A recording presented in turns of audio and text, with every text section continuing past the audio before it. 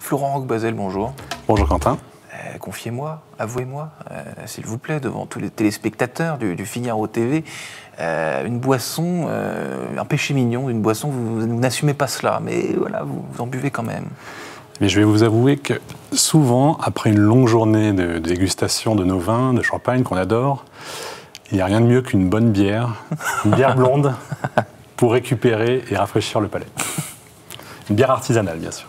Évidemment.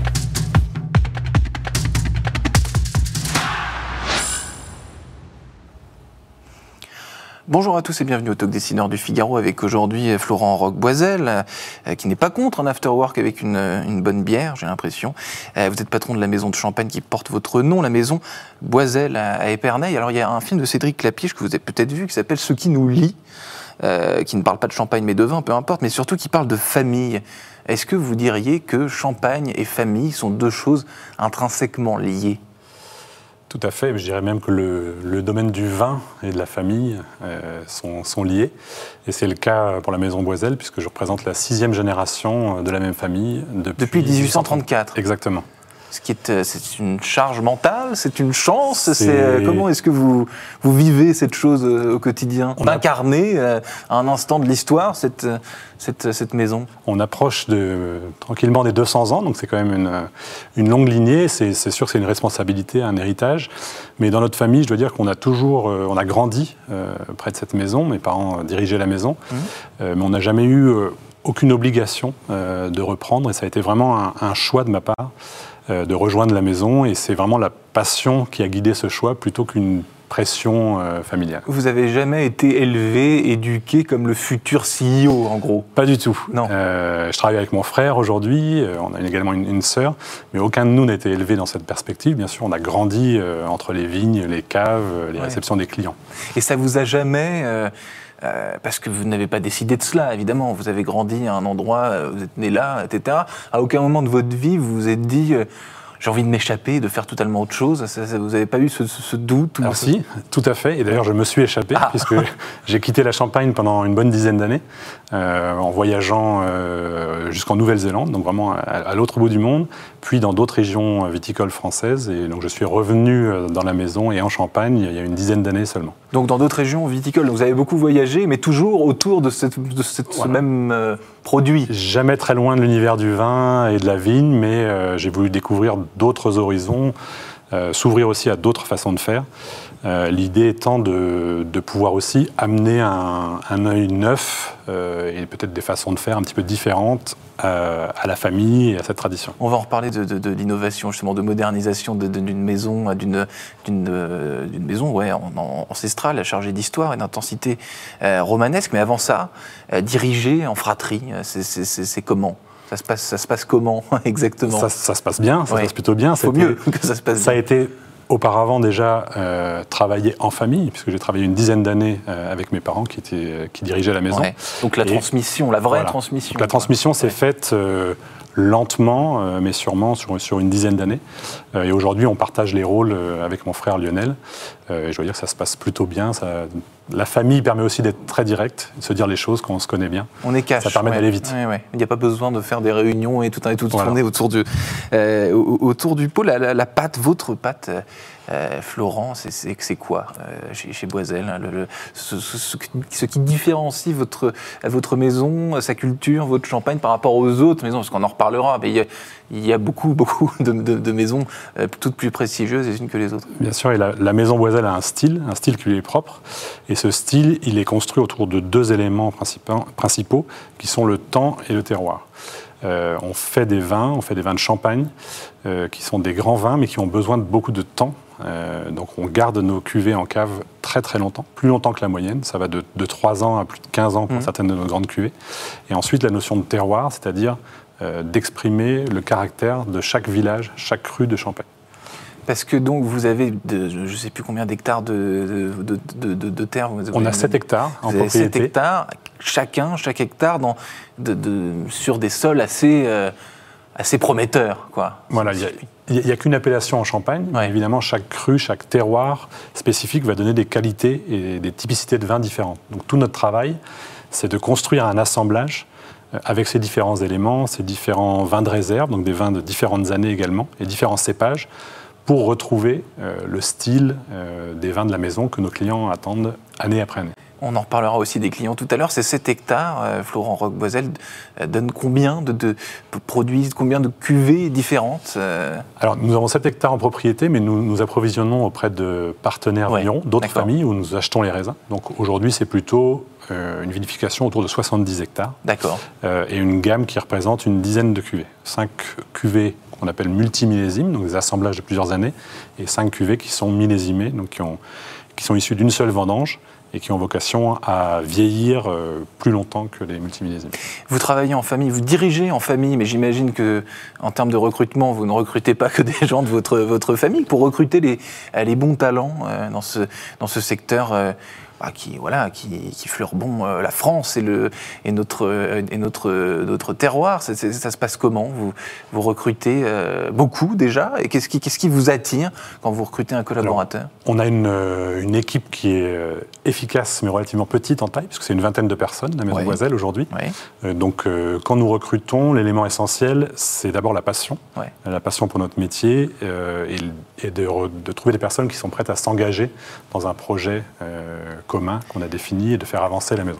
Parce que l'une des caractéristiques des entreprises familiales, justement, c'est que quand on choisit quelqu'un, c'est quelqu'un qui est OK avec cette culture de l'entreprise familiale, c'est spécifique tout de même comme environnement. Oui, c'est particulier. Je pense que ça séduit, parce que les gens aujourd'hui recherchent des projets avec une visibilité, une lisibilité, et c'est ce qu'apportent les entreprises familiales, c'est cette notion de temps long et de long terme, de pouvoir se projeter dans l'avenir. Et comment est-ce qu'on innove justement on l'avait dit, 1834, 6 générations. Comment est-ce qu'on innove, on apporte de la modernité à cette maison, tout en essayant, j'imagine, de ne pas trahir cette histoire avec un grand H.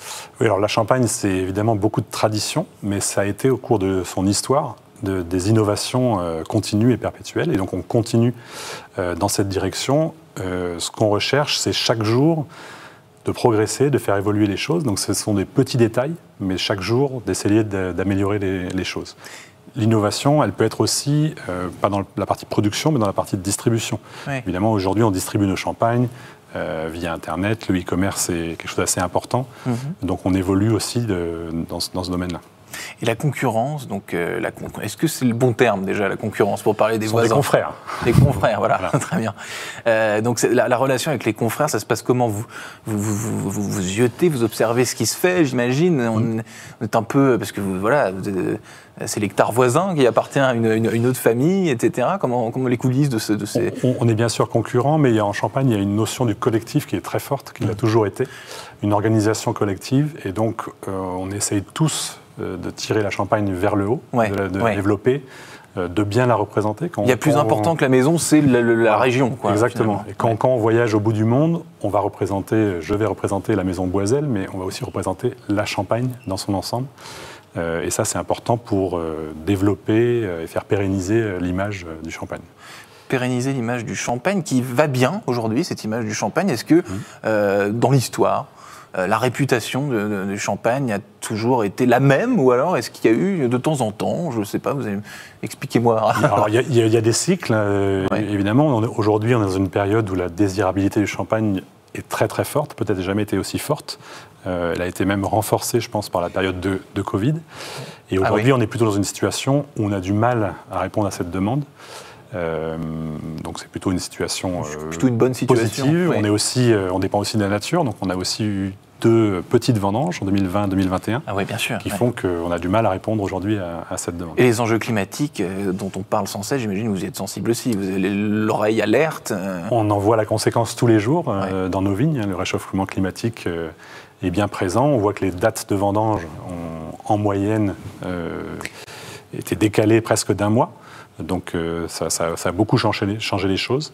Est-ce que ça va changer le goût du champagne? Est-ce que ça va changer quelque chose dans le produit? Pas demain, évidemment, mais à terme. Ça l'a déjà fait évoluer, mais le goût du champagne a évolué au cours des siècles, forcément, de par le climat, la nature, et aussi le goût des consommateurs. Donc aujourd'hui, on a des raisins qui sont en moyenne plus mûrs, de par ce réchauffement climatique, ce qui est plutôt positif qualitativement.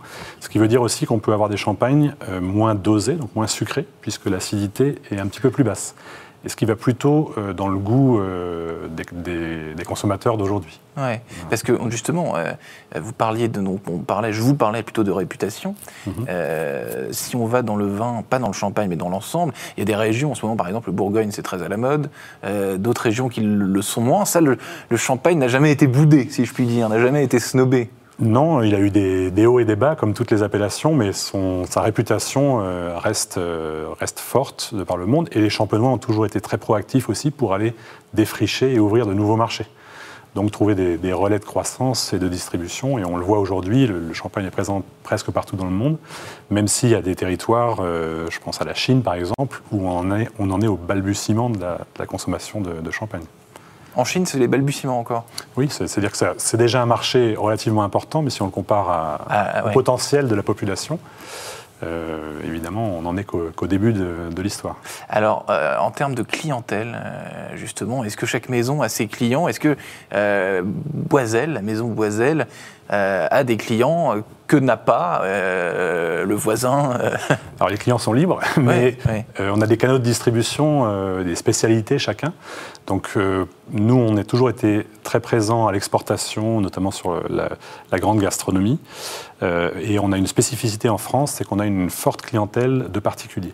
Ça, c'est quelque chose qui a été développé par la génération précédente et qui est une grande force, puisqu'on a une communauté très fidèle qui nous suit et qui consomme nos champagnes pour leurs événements familiaux, pour partager ensemble, et souvent de génération en génération, cette fidélité client fidèle, continue. Transmission à la fois à la maison, dans votre maison de champagne et aussi chez les clients. Tout à fait. Et il y a un segment que vous souhaitez développer, du coup, en plus Alors, on s'oriente aujourd'hui, en France, beaucoup vers le secteur de la gastronomie, des belles tables, également des cavistes, puisque la France, c'est la vitrine, évidemment. Donc, on souhaite être encore plus présent et rester fort sur ce marché domestique. Est-ce que, alors j'ignore si vous avez des enfants ou si vos frères et sœurs ont des enfants, mais est-ce que, pardonnez cette intrusion dans votre vie privée, en plus il ne nous reste qu'une trentaine de secondes pour conclure, est-ce que vous élevez vos enfants de la même manière que vos propres parents vous ont élevés ? Oui, j'ai des enfants et on les élève en leur apprenant leur héritage, la région de Champagne, sans les destiner forcément à prendre la suite. Il faudra que ce soit leur choix et leur passion. Sans former le futur CEO de 5 ans ou 8 ans. Merci infiniment d'avoir répondu à mes questions pour le Talk Décideur. Je vous souhaite une excellente journée. Merci, vous aussi.